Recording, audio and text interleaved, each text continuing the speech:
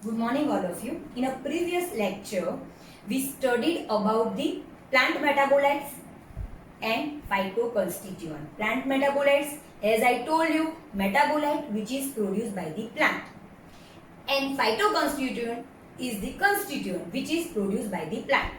Plant metabolite and phytoconstituent are divided into two parts, primary metabolites and secondary metabolites.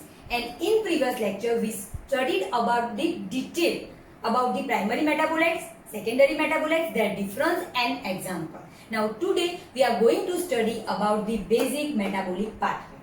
Now basic metabolic pathway. Basic means it is common in most of the plant. Metabolic means in the metabolic pathway primary and secondary metabolites. So metabolites are involved. Okay, so involved or produced. At the end we get secondary metabolites, and in the starting we use primary metabolites. So metabolites are involved or produced. So the term given to this pathway is called basic metabolic pathway. Basic means common in all plants, and metabolic means metabolites are involved or at the end we get. By the pathway means by the reaction sequence. So definition, the reaction sequence occurring in the plant is called basic metabolic pathway, because in pathway there are many reactions are involved. So reaction sequence.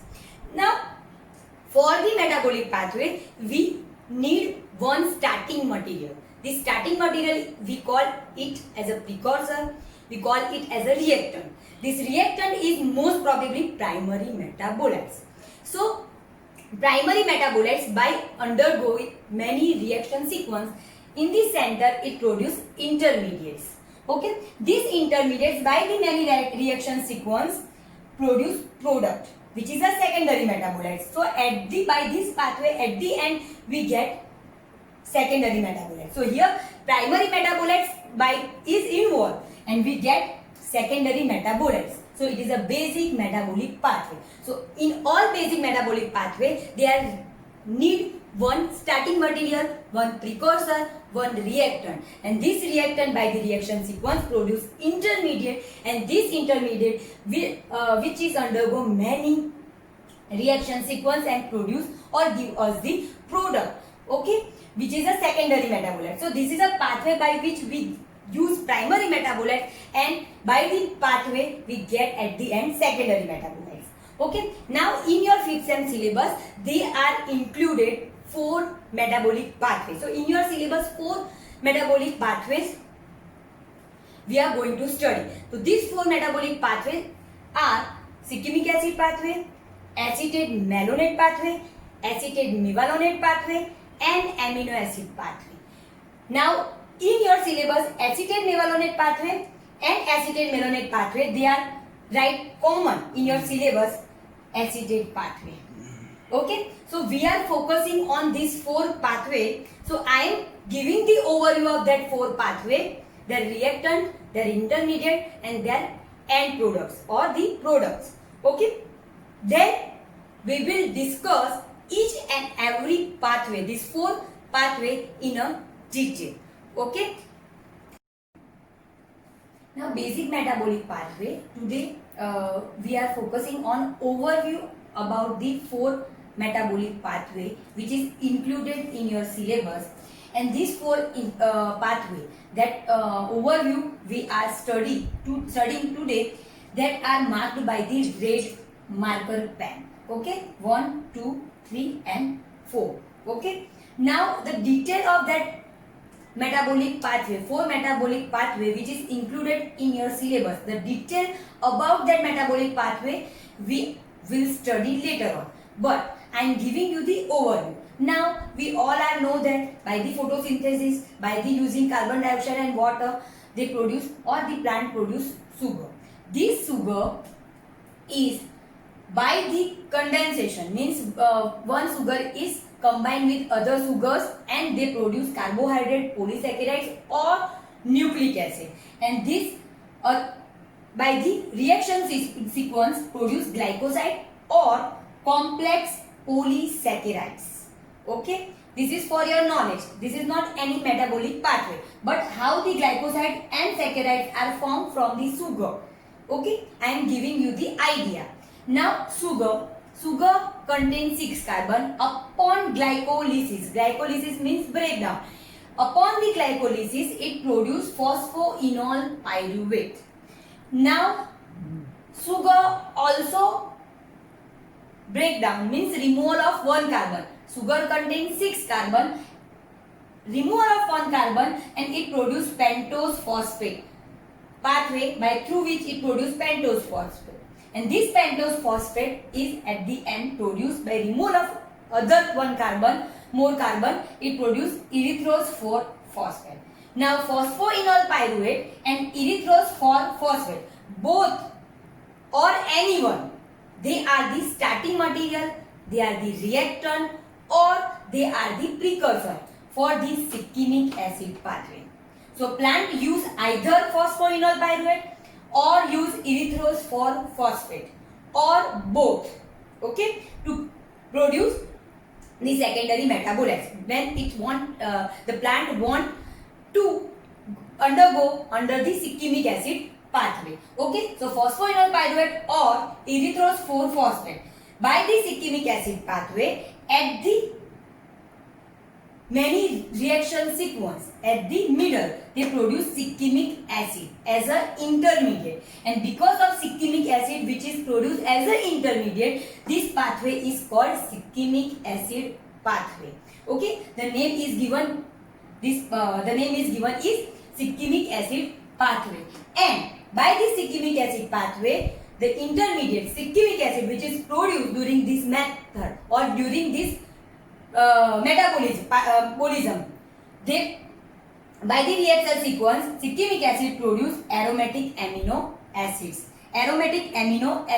and these aromatic amino acids at the end give the product or the secondary metabolites which are peptides or alkaloids, and alkaloids, which is produced by the plant by the succinic acid pathway. Now further phosphoenol pyruvate which is undergo by the other pathway and produce pyruvate, and this pyruvate at the end produce acetyl coenzyme A. This acetyl coenzyme A is a precursor or reactant for the 3 pathway 1, 2 and 3. They are the acetyl coenzyme is a reactant for these 3 pathways. Now we focus on a first pathway, acetyl coenzyme A, which is by the acetate malonate pathway. At the center or during this reaction sequence it produces malonyl coenzyme A, which is an intermediate, and this malonyl coenzyme A as a name, from that they give the pathway name acetyl malonate pathway, malonate, and acetate from the reactant acetyl coenzyme A. So acetyl coenzyme A, from the name acetyl they give acetate, and at the center or in the intermediate which is produced by this pathway is malonyl coenzyme A. So from the malonyl name they give the pathway name acetyl malonate pathway. And by the malonyl coenzyme A, by the reaction sequence they produce at the end fatty acid, and from that fatty acid by the reaction sequence at the end they give us the product lipid, fat and waxes. Okay, here the end product denoted or marked by the green marker. Okay, now acetyl coenzyme A is undergo second pathway which is a mevalonic acid pathway or acetate mevalonate pathway. Why mevalonate pathway? Because the intermediate is from same mevalonic acid. So acetyl coenzyme is a reactant, so acetate, and mevalonate is an intermediate, so the pathway is called acetate mevalonate pathway or mevalonic acid pathway.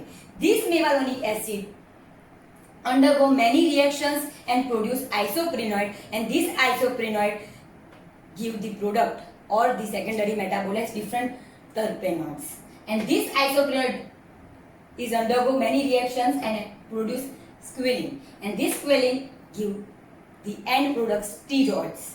Okay. Now acetyl coenzyme A is also used for third pathway. This acetyl coenzyme A by this TCA cycle produce many aliphatic amino acids.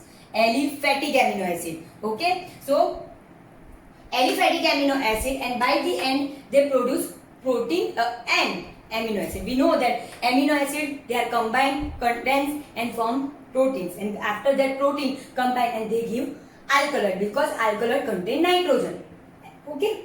So here two pathway. One is aromatic amino acids, which is given by the shikimic acid pathway, and aliphatic amino acid, which is given by the TCA cycle, in which reactant is used acetyl coenzyme A, and for the shikimic pathway the reactant is used phosphoenol pyruvate. Okay. So in exam, when they ask the question from the product, means they are asking the question, the right detail about the cycles or the pathway which is used to produce alkaloid, okay, or used to produce aliphatic amino acids, or the pathway which is used to produce aromatic amino acids. Okay.